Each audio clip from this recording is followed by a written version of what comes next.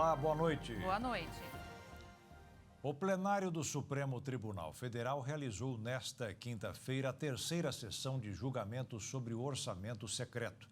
Durante a votação, os ministros Ricardo Lewandowski e Gilmar Mendes pediram mais tempo para análise do processo. Dessa forma, o último a dar o seu voto foi a ministra Carmen Lúcia. Dos 11 ministros, 9 votaram. 5 para extinguir o orçamento secreto e 4 para manter. A votação começou no início da tarde desta quinta-feira. O Supremo Tribunal Federal analisou as ações dos partidos políticos que alegavam que o orçamento secreto é inconstitucional. O motivo seria a falta de transparência na distribuição das emendas parlamentares e da falta de critério na escolha do deputado ou senador que será agraciado. Dos 9 votos, 5 deles, Rosa Weber, Edson Fachin, Luiz Fux, Carmen Lúcia e Luiz Roberto Barroso, votaram para extinguir o orçamento secreto e limitar o uso das emendas de relator apenas para correções no orçamento, sem indicações parlamentares, como era antes de 2019. Os outros 4 ministros, André Mendonça, Nunes Marques, Dias Toffoli e Alexandre de Moraes, entendem que as emendas de relator podem existir na atual configuração, desde que com critérios e execução mais transparentes. O voto da ministra Rosa Weber foi baseado em um argumento mais popular, dizendo que o destino dessas verbas é recoberto por um manto de névoas, e o modelo em prática viola o princípio republicano. Na sequência, André Mendonça falou e votou a favor da emenda. Para o ministro, as emendas devem ser mantidas em nome da separação de poderes, já que os parlamentares podem propor emendas ao orçamento. Além disso, Mendonça votou para dar 60 dias para que o Congresso garanta a transparência das emendas. Seguindo a ordem, Nunes Marques entendeu que as ações sequer deveriam ser julgadas. Ele defendeu que cabe ao Congresso decidir sobre o orçamento. Alexandre de Moraes também divergiu da relatora e defendeu que as emendas devem ser mantidas, mas com critérios de proporcionalidade, identificando origem e destino. Até esse momento, o placar se encontrava em 3-0 quando Edson Fachin foi votar. O ministro foi o primeiro a acompanhar a relatora e votar contra a emenda. O ministro afirmou que não é possível saber a origem e o destino das emendas de relator. Por isso, elas são inconstitucionais. Na sequência, foi a vez de Luiz Roberto Barroso votar e também seguiu a relatora. Ele também defendeu a transparência das emendas e argumentou que houve burla à iniciativa do Executivo. Com um discurso paralelo ao dos companheiros de tribunal, Luiz Fux também criticou a falta de transparência do orçamento secreto e disse que a Constituição admite emendas, mas apenas para erros e omissões. Logo após, Dias Toffoli foi contra a relatora. Segundo ele, as emendas devem respeitar os princípios constitucionais. Ele afirmou que o orçamento da União deve ter entre suas funções a de reduzir desigualdades, não podendo as emendas de relator serem alocadas sem atendimento à programação estratégica e às prioridades do país. E, por fim, Carmen Lúcia acompanhou a relatora. Ela fundamentou o seu voto dizendo que não há emenda que se possa fazer frutificar a partir dessa condição de legitimidade e falta de transparência. Os ministros Ricardo Lewandowski e Gilmar Mendes pediram mais tempo para análise do processo. Agora, a decisão do Supremo Tribunal Federal sobre o orçamento secreto foi adiada para a próxima sessão, dia 19 de dezembro, segunda-feira. Mas o que poucas pessoas sabem é o que de fato são essas medidas. De acordo com a Constituição, as emendas parlamentares são um instrumento do Congresso Nacional para participar da elaboração do orçamento anual. Os deputados e senadores têm, nesse caso, a oportunidade de indicar ao Executivo onde querem gastar os recursos aos quais têm direito por lei. Era sempre um valor fixo, revelado a toda a sociedade. Existem as emendas individuais, as de bancada ou de comissões partidárias, mas tudo mudou com a emenda do relator, criada em 2019 e que começou a ser distribuída 2 anos atrás. A emenda de relator é diferente das demais, porque é definida pelo deputado ou senador a cada ano. Além disso, ao contrário das outras, não existe um critério definido quanto ao destino do dinheiro, o que dificulta a fiscalização sobre a execução da verba. No orçamento para o ano que vem, estão previstos 19 bilhões e 400 milhões de reais para a emenda do relator.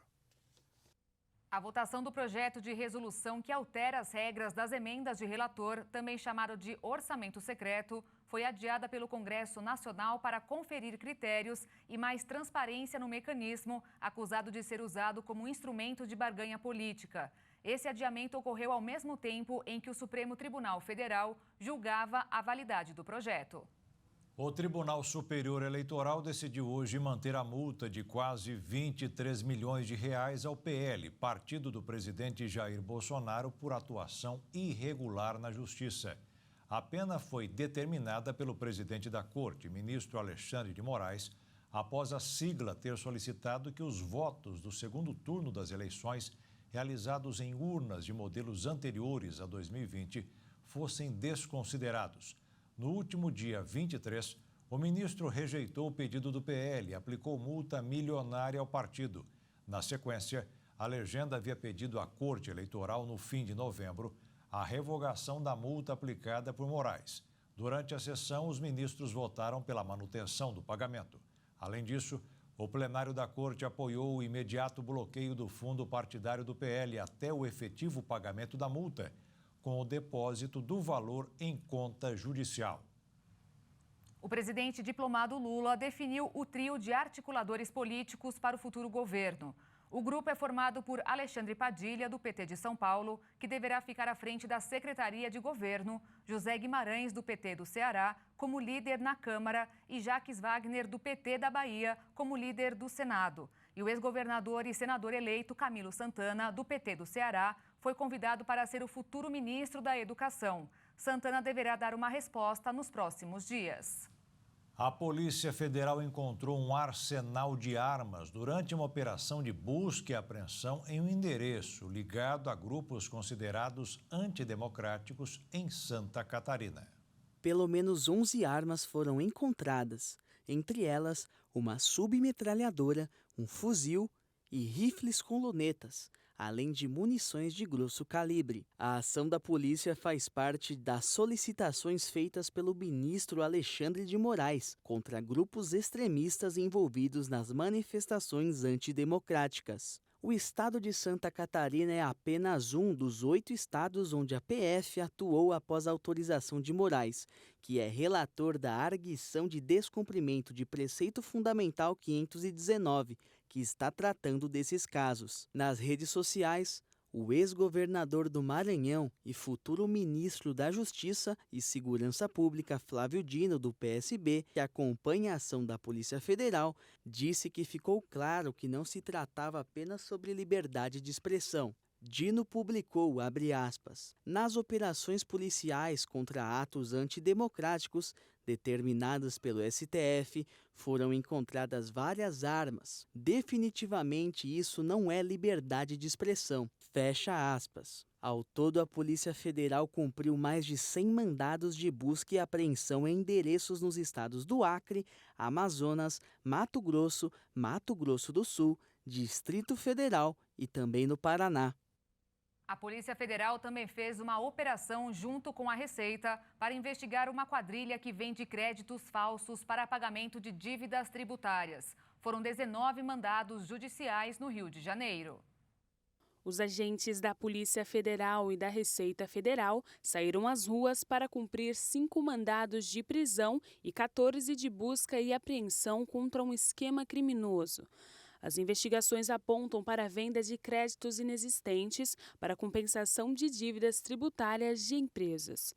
Segundo a PF, o esquema seria comandado por um grupo da área de consultoria tributária e empresarial. As empresas endividadas são consideradas vítimas da quadrilha. A fraude foi detectada pela Receita Federal. Cerca de 100 policiais federais e 20 auditores federais cumprem os mandados nos municípios do Rio de Janeiro, Niterói e Maricá.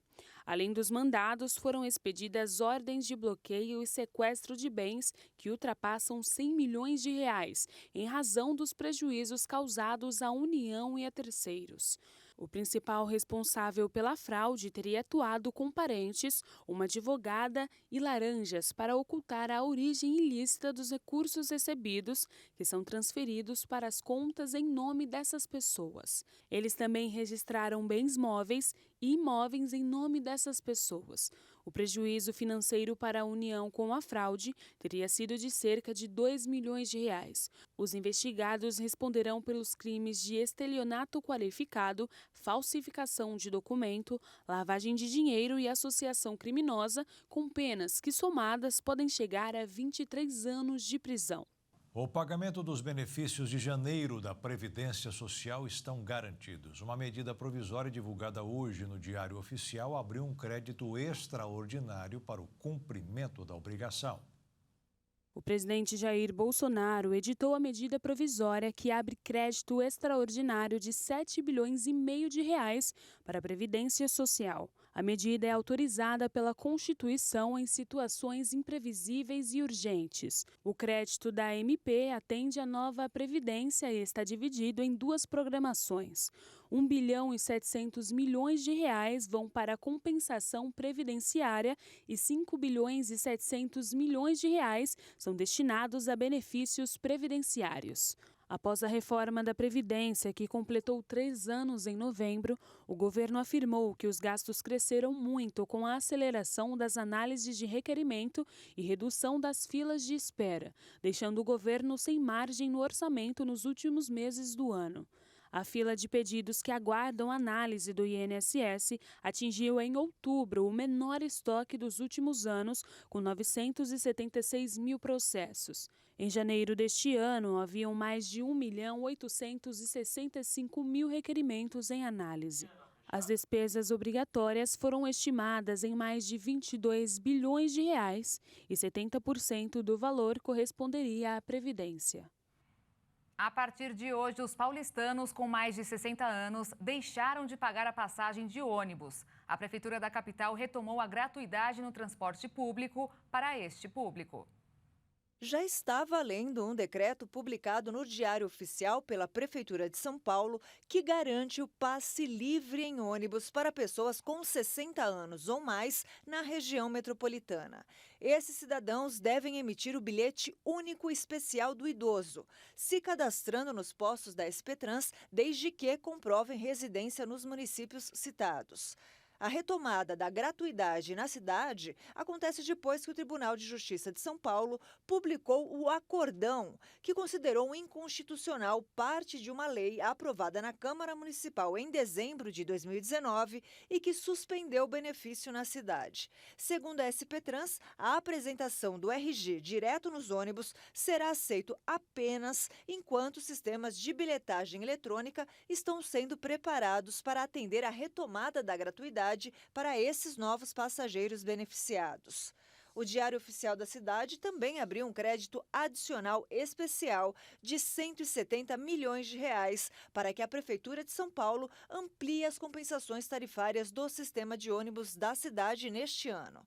Segundo a SP-Trans, até novembro, o valor pago pela gestão municipal às empresas de ônibus da capital paulista já somava 4 bilhões e 600 milhões de reais. Nas estações de trem e metrô, continua tudo igual. Apenas quem tem mais de 65 anos não paga. Para mudar, é preciso um decreto do governador de São Paulo, Rodrigo Garcia. O Banco Central elevou sua estimativa para o crescimento do Produto Interno Bruto deste ano, de 2,7% para 2,9%. Pelo lado da oferta, a melhora foi puxada pelo setor de serviço. O desempenho do setor compensou a estimativa de queda na agropecuária e de redução no crescimento da indústria. Já para o ano que vem, o banco mantém a expectativa de um resultado tímido de aumento de apenas 1% do PIB. No mercado financeiro desta quinta-feira, o foco estava nos bancos centrais na Europa, que, assim como os Estados Unidos fizeram ontem, também decidiram suas novas taxas de juros. No Brasil, as atenções seguem voltadas para o cenário político. Com isso, o dólar fechou em alta de 0,25%, cotado em R$ 5,31 na venda. E a Bolsa de Valores fechou em queda de 0,01% aos 103.737 pontos. E nesta época do ano, a população geralmente gasta um pouco mais com presentes e viagens, mas com os gastos, os golpes também surgem. Para evitar que coisas do tipo ocorram, o Procon de São Paulo lançou um aplicativo de celular que permite você a ter um panorama mais detalhado da empresa em que quer comprar um produto. Procons em Números. Esse é o nome do novo aplicativo do Procon de São Paulo, que permite ao consumidor fazer uma pesquisa por tema, como, por exemplo, celular, geladeira, fogão, por setor, companhia, tipo de problema e índice de solução de problema pela loja. Além disso, a ferramenta informa sobre as disputas na justiça que a loja ou e-commerce tem abertas. O aplicativo estava em desenvolvimento há 2 anos e meio e reúne em seu painel dinâmico mais de 1 milhão de reclamações registradas no Procon Paulista desde o dia 2 de julho de 2021. Além disso, será possível ver multas aplicadas às empresas desde 1990. Sem contar ainda em quantos atendimentos foram feitos pela entidade por dia, mês e ano e os valores somados nas reclamações dos consumidores. O Procons em Números também cria alerta para as empresas sobre novos processos e sobre os índices de reclamação, de forma a também incentivar uma reação rápida pelo fornecedor. Dessa forma, o aplicativo tende a ser uma ferramenta de utilização não só pelo consumidor, como também pela empresa, já que por ela, a companhia poderá dar um retorno aos clientes de maneira mais ágil e direta. Por conta da praticidade e entusiasmo em cima da ferramenta, o novo sistema já despertou interesse dos Procons de fora de São Paulo. Outros estados que desejam em breve ter esse aplicativo são Rio Grande do Sul, Paraná, Rio de Janeiro, Minas Gerais e Bahia. A ferramenta também foi apresentada à Secretaria Nacional do Consumidor, o órgão do Ministério da Justiça, e já começaram as primeiras conversas sobre a possibilidade de tornar o sistema um padrão nacional. A Agência Nacional de Saúde Suplementar divulgou hoje uma lista de 19 planos de saúde que terão a venda suspensa temporariamente. Foram mais de 45.500 reclamações do dia 1º de julho a 30 de setembro. Essa medida faz parte do monitoramento da garantia de atendimento, que acompanha regularmente o desempenho do setor e atua na proteção dos consumidores. Segundo a ANS, ao todo, 387.894 beneficiários ficam protegidos com a medida, já que esses planos só poderão voltar a ser comercializados para novos clientes se as operadoras apresentarem melhora no resultado do monitoramento. A proibição da venda começa a valer em 22 de dezembro. O endividamento das famílias está em níveis recordes, segundo dados do Banco Central. Por outro lado, mais da metade dos brasileiros acredita que estará menos endividada em 2023. Uma pesquisa da Federação Brasileira de Bancos, realizada entre 29 de novembro e 5 de dezembro, com 3.000 pessoas, mostrou que para 36% suas finanças pessoais devem melhorar no próximo ano. Além disso, 56% acredita que estará menos endividada no ano que vem. Um otimismo que também predomina em relação ao país como um todo, porém de maneira menos expressiva do que em relação à vida pessoal e também com alguma dose de cautela. Para 55% dos entrevistados, o Brasil vai melhorar, 26% acredita que o cenário piora e 13% acredita que continua igual. Com relação à economia, 45% acredita que a recuperação começa a partir de 2023, 39% que já está se recuperando e 8% não enxerga perspectivas de recuperação econômica. Sobre o próximo governo, 46% acredita que será ótimo bom, 31% péssimo ruim e 16% regular. Sobre o setor financeiro, a confiança nos bancos se manteve relativamente estável e a opinião sobre a contribuição positiva do setor bancário para o próprio negócio ou atividade profissional aumentou. Dos entrevistados, 30% dizem já ter sido vítimas de golpe bancário ou tentativa, sendo os tipos mais comuns clonagem ou troca do cartão, golpe de falso conhecido no WhatsApp, falsa central telefônica, leilão ou loja virtual falsos e saque indevido da conta. A expectativa para o Natal deste ano é de um aumento de 10% na venda de panetones. E faltando apenas 10 dias para a festa que une uma paixão nacional com o aniversário do nascimento de Jesus, as máquinas não param.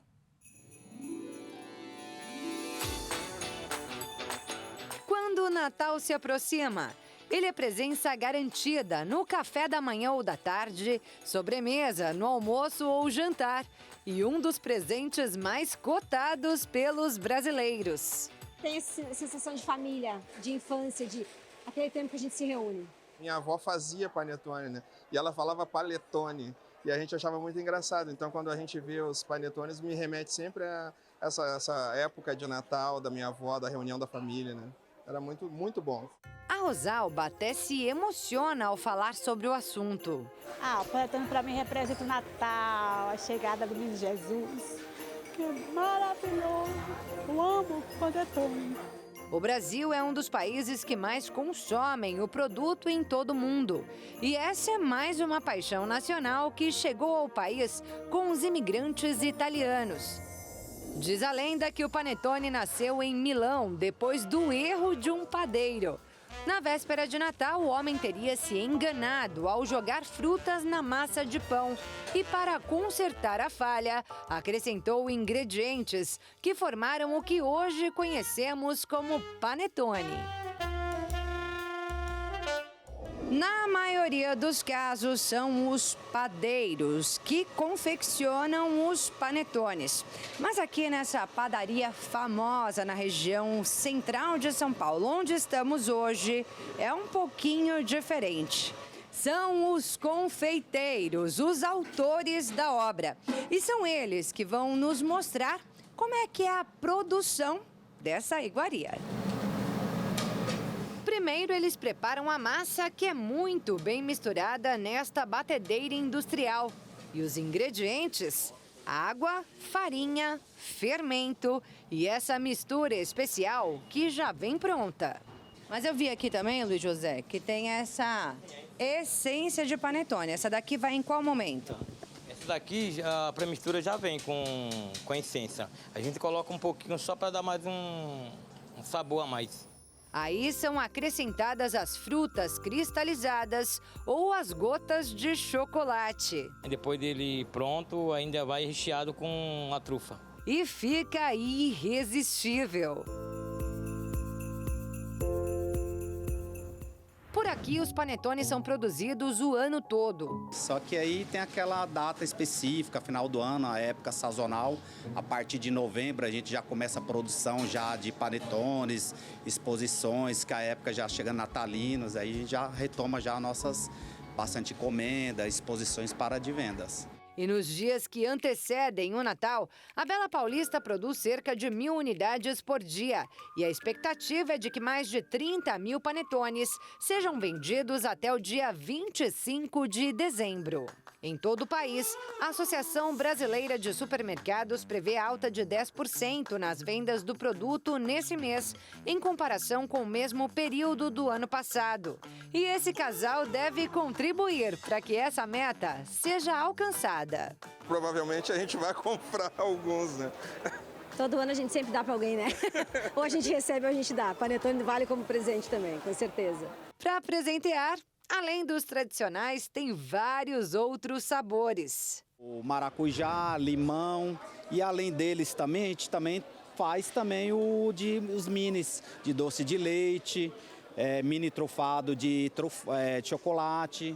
São opções para todos os gostos e bolsos. A Rosalba já deu alguns de presente. Agora está só esperando ganhar o dela. Quem sabe, né?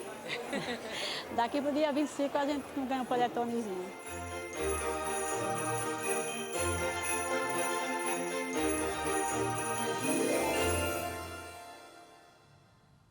Os cartórios brasileiros registram um aumento de 40% no número de casamentos civis, em comparação com 2019, no auge da pandemia. E a demanda represada pela crise sanitária deve movimentar cerca de 40 bilhões de reais até o fim do ano.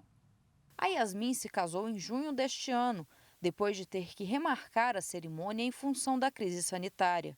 Era para eu ter me casado em setembro do ano passado, mas por motivos pessoais e também por conta da pandemia, a gente acabou deixando para esse ano.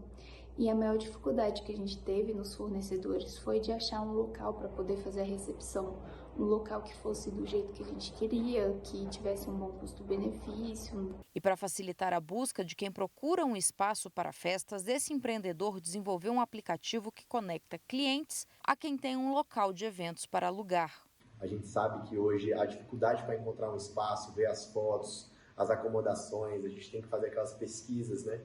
E acaba tendo que ficar ligando para um, liga para outro e nunca encontra. Então a plataforma ela veio para facilitar essa busca. Hoje a gente concentrou 300 espaços, mais de 300 espaços. Então dentro da plataforma hoje você tem um botão de contato onde você consegue falar direto com ele, fazer seu orçamento, negociar.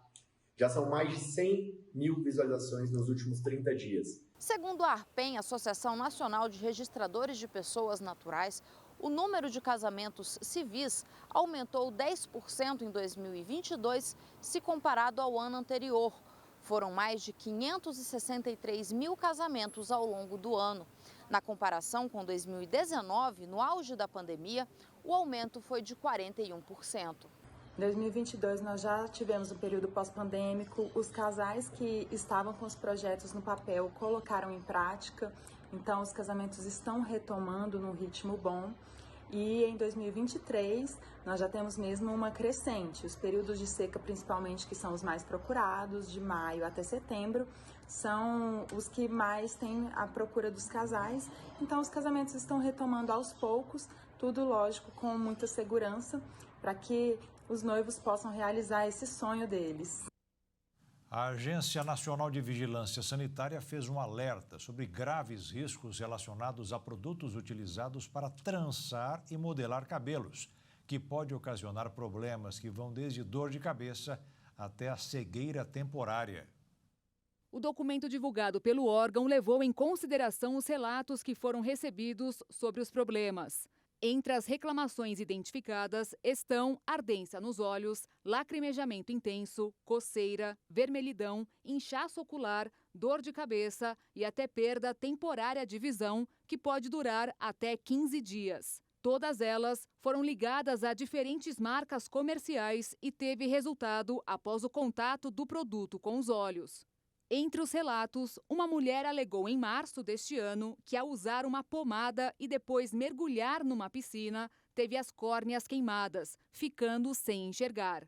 Após tomar conhecimento, a Anvisa proibiu a comercialização e fabricação do produto. Neste novo documento, foi alertado que banhos de piscina e mar podem contribuir para que o produto químico do cabelo tenha contato direto com os olhos, potencializando os efeitos. A Anvisa ressalta que é de extrema importância registrar as ocorrências pelas plataformas digitais que estão disponíveis no site da agência para ajudar no monitoramento do problema. Recomendações para um uso seguro dos produtos, como utilizar apenas pomadas regularizadas pela Anvisa, também são encontradas. Também é orientado que os consumidores evitem tomar banhos de piscina e mar depois de utilizá-los.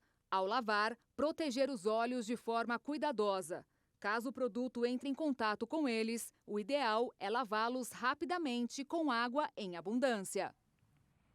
Morreu aos 92 anos em São Paulo Antônio Alves de Souza, dono do Ponto Chique, um dos restaurantes mais famosos da capital paulista, em decorrência de problemas cardíacos. O empresário é considerado o criador do sanduíche Bauru. Nascido em Franca, cidade do interior paulista, Antônio veio para a cidade grande em 1947, quando tinha apenas 17 anos. Foi quando começou a trabalhar como garçom no Ponto Chique, em frente ao Largo Paissandu, no coração de São Paulo. Com muita dedicação e trabalho, depois de alguns anos, ele se tornou gerente do estabelecimento. Em 1977, Antônio, sua esposa e seu filho compraram o Ponto Chique e todos os direitos da marca do seu patrão. Mas quando ainda era garçom, ele viu diante dos seus olhos o nascimento do tão famoso sanduíche de Bauru, criado em 1937 a pedido do radialista Casimiro Pinto Neto, que era apelidado de Bauru, por ter nascido na cidade do interior paulista, e que sempre pedia esse lanche sem nem existir no cardápio. O tradicional lanche é feito com pão francês, fatias de rosbife, tomate em rodelas, pepino em conserva e uma mistura de 4 tipos de queijo. Tempos depois, o lanche se tornou patrimônio cultural imaterial do estado de São Paulo. Antônio deixa sua nora Edna, os netos Aline e Rodrigo e os bisnetos João Carlos, Mateus, Karina e Arthur. Seu filho José Carlos Alves de Souza morreu em 2021, em razão da Covid-19. Uma mudança tecnológica no método de colheita de uvas e azeitonas tornou o estado de Minas Gerais referência na produção de vinho e azeite. No final dos anos 90 e no começo dos anos 2000, a colheita dos vinhos tradicionais era feita no verão, um período de muita chuva na região. Praticamente toda a colheita de uvas sofria com fungos e contaminação, e por esse motivo, o resultado final era um vinho de baixa qualidade. Com o passar do tempo, uma empresa de pesquisa agropecuária de Minas Gerais desenvolveu na região a tecnologia de dupla poda da videira. Esse método possibilitou a inversão do ciclo, permitindo que a colheita fosse feita no inverno, período mais seco. Isso facilitou as uvas a crescer mais devagar. Com isso, as uvas passaram a crescer mais devagar e conseguiram acumular mais açúcar, além da colheita ser realizada em uma época praticamente sem chuva. O trabalho da empresa foi tão revolucionário que pôde ser reconhecido internacionalmente, rendendo vários prêmios e gratificações. Mas não é só na produção do vinho que a região vem se destacando. Com os produtores de azeite tem ocorrido processo semelhante. Durante os últimos 15 anos, foram desenvolvidos métodos baseados em culturas de outros países para estimular os agricultores locais a cultivar. O cultivo de oliveira também mudou hábitos e realidade de pequenas cidades do sul de Minas. Além de o produtor local aprender novas técnicas e realizar sua atividade com excelência, o turismo na região tem aumentado por causa do azeite e do vinho. O clima da região serrana também favorece por não ser muito quente, porque se plantar uma oliveira em uma região diferente dessa, vai florescer, mas ela dará poucos frutos. Segundo produtores da região, agora o foco é a sustentabilidade.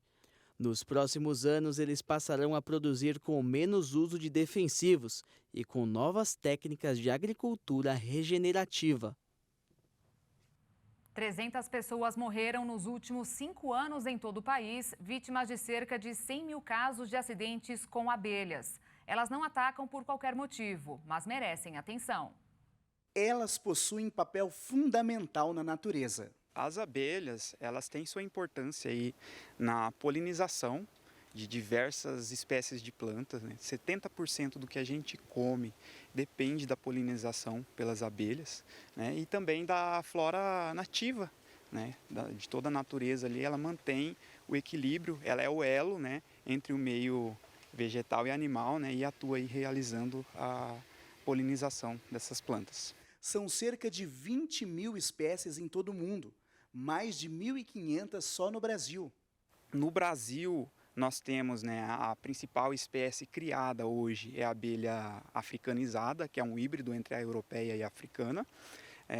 Porém, nós temos também abelhas de hábitos solitários e abelhas que formam colônias também, que são as abelhas sem ferrão. Nós temos aí em torno de 300 espécies de abelhas sem ferrão também.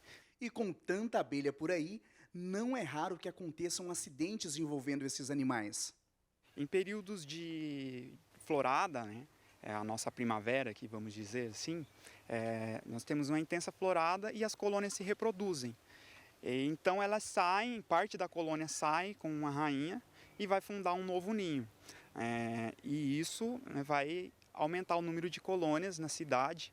Cada vez mais falta árvores com diâmetro que tenham um oco ali para comportar uma colônia dentro, né? Então elas acabam entrando em casas, entrando em diversos locais, né? Os mais diversos locais ali, armários, carros. O biólogo explica que esses insetos possuem sensores de cheiro até nas patas, o que confere a eles um olfato impressionante. A abelha tem um olfato 14 vezes mais aguçado que o de um cão, então ela percebe os cheiros com mais facilidade, né? Então um perfume forte, né, vai deixar elas mais irritadas. Sons, vibração de motor de equipamento, de carro. Segundo o Sinam, Sistema de Informação de Agravos de Notificação, nos últimos 5 anos foram registrados cerca de 100 mil acidentes por abelhas em todo o Brasil. Desses, 303 foram fatais. Para algumas pessoas que são hiperalérgicas, basta uma única picada e que pode ocasionar aí o trancamento da glote ou um choque anafilático. Então, a reação alérgica que é o risco. E para que acidentes sejam evitados, o especialista dá algumas dicas. Observa bem a rota de voo das abelhas, elas têm sempre um caminho que elas fazem, né? Aqui a gente está conversando aqui, as abelhas estão com a rota no sentido oposto, então elas não vão atacar com facilidade. Evita fazer barulho, movimento, né? E caso se depare com enxame, cuidado! Nada de se aventurar. Sim, de maneira nenhuma mexer. Eu vou queimar, eu vou pegar uma estopa, vou pôr fogo. Não, deixa quieto. Ligue para o Corpo de Bombeiros. O Corpo de Bombeiro vai marcar, né, com as suas viaturas para fazer uma vistoria. Nós vamos fazer uma vistoria durante o dia, verificar o local. Se for necessário, nós vamos isolar o local para que não tenha nenhum acidente com algum transeunte, alguma pessoa que esteja passando ou morando por ali. Vamos dar algumas recomendações e, se for necessário, se elas estiverem lá ainda no período noturno, nós retornamos e fazemos o extermínio ali para que não ofereça nenhum tipo de risco para aquela população que está usando aquele local onde elas estão alojadas. A Ucrânia vem intensificando o ritmo de seus ataques a alvos russos em partes ocupadas no leste do país nos últimos dias, buscando desestabilizar as forças russas. Como resposta, Moscou disse que os ataques contra sua infraestrutura de guerra estão empurrando os aliados ocidentais ucranianos para a guerra. Nesta quinta-feira, o Centro de Comunicações Estratégicas das Forças Armadas da Ucrânia publicou um vídeo dizendo ser de uma explosão causada por um ataque a um depósito de armas em Kadivka, uma cidade ao oeste da capital regional de Luhansk, controlada pela Rússia. No domingo, a Ucrânia disse que até 200 russos foram mortos em um ataque a um hotel feito com artilharia de longo alcance fornecida pelos Estados Unidos. As recentes explosões na região de Melitopol e Luhansk e a disposição da Ucrânia de publicizá-las mostram que Kiev está determinada a continuar os ataques às forças russas e às unidades de infraestrutura. A Rússia responde à ofensiva ucraniana com ataques próprios com ofensivas em áreas urbanas da Ucrânia, com a cidade de Kherson, no sul, sofrendo bombardeios intensos desde que as tropas ucranianas a recapturaram no mês passado. Além disso, o país denunciou os ataques ucranianos e o apoio dos Estados Unidos ao esforço de defesa de Kiev, mas sem apresentar evidências das acusações. Nesta semana, autoridades dos Estados Unidos disseram que Washington estava concluindo planos para fornecer à Ucrânia armamentos altamente avançados que aumentariam significativamente suas capacidades de defesa aérea após meses de ataques russos à rede elétrica, cidades e infraestrutura civil do país.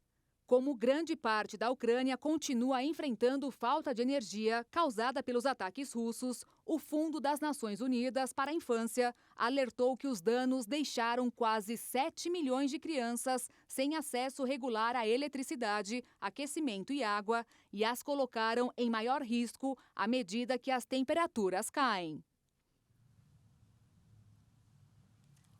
Nesta quinta-feira, os enfermeiros britânicos iniciaram uma greve. O movimento é o primeiro da categoria na história. Segundo os manifestantes, o ato está sendo visto como o último recurso para obter melhores salários diante da crise do custo de vida no país. De acordo com as mídias britânicas, cerca de 100 mil integrantes do sindicato Royal College of Nursing da Inglaterra, Gales e Irlanda do Norte não trabalharam no período entre as 8 horas da manhã e as 8 horas da noite. Os enfermeiros foram para as ruas depois do governo local enviar uma proposta em que não os agradava em nenhum ponto. Esta é a primeira greve nacional nos 106 anos de história do sindicato. Outros protestos estão previstos para acontecerem, inclusive no dia 20 de dezembro. Uma das principais reivindicações do grupo é o salário. O sindicato exige que o governo conceda aos enfermeiros um aumento salarial de pelo menos 1.400 libras, cerca de R$ 9.000. As baixas remunerações fizeram com que os enfermeiros recém-formados trabalhem na área por apenas 1 ou 2 anos antes de abandonarem a profissão. O motivo desse abandono é que o elevado custo de vida dentro do Reino Unido tem provocado diversas dificuldades para pagar as contas, o transporte e também o aluguel. E assim, a situação se torna uma bola de neve.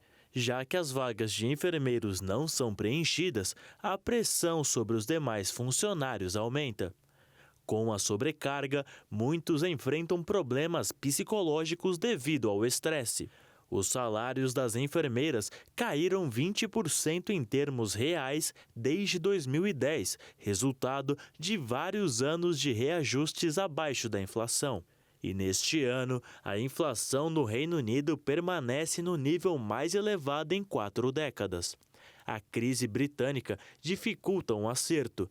Segundo o governo de Rishi Sunak, as demandas salariais das enfermeiras que pedem a recuperação do poder aquisitivo não podem ser financiadas com os cofres públicos abalados após a pandemia.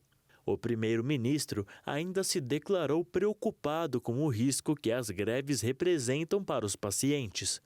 A situação parece estar apenas no início e outras greves da classe dos enfermeiros devem continuar parando o Reino Unido. No Brasil, a Câmara dos Deputados aprovou hoje uma proposta de emenda à Constituição que permite a utilização do saldo positivo de fundos do poder público para completar o salário de profissionais de saúde até o mínimo criado com o piso da enfermagem. O valor, aprovado pelo Congresso Nacional, está suspenso pelo Supremo Tribunal Federal devido ao debate sobre a responsabilidade pelos custos dos novos salários destes profissionais. O texto agora precisa ser analisado pelos senadores. Para evitar a falta de professores nas escolas estaduais do estado de São Paulo, os deputados aprovaram a prorrogação de contratos temporários que venceriam em dezembro. Pouco mais de 40 mil professores poderão continuar dando aula pelas escolas estaduais paulistas. A Alesp aprovou que os contratos sejam prorrogados por mais um ano, evitando a falta de professores dentro das instituições. A prorrogação aconteceu em uma sessão extraordinária, se tornando dependente apenas da sanção do governador Rodrigo Garcia. A falta generalizada de profissionais nas escolas se dá pelos 9 anos sem concurso público para professores. A demanda cresceu ainda mais após as gestões de João Dória e Rodrigo Garcia, que implementaram programas que aumentam a carga horária nas escolas. Ao longo dos governos tucanos, a contratação de professores se dá por meio de processos seletivos simplificados após esperar um período sem vínculo de 40 dias e duração máxima de 3 anos.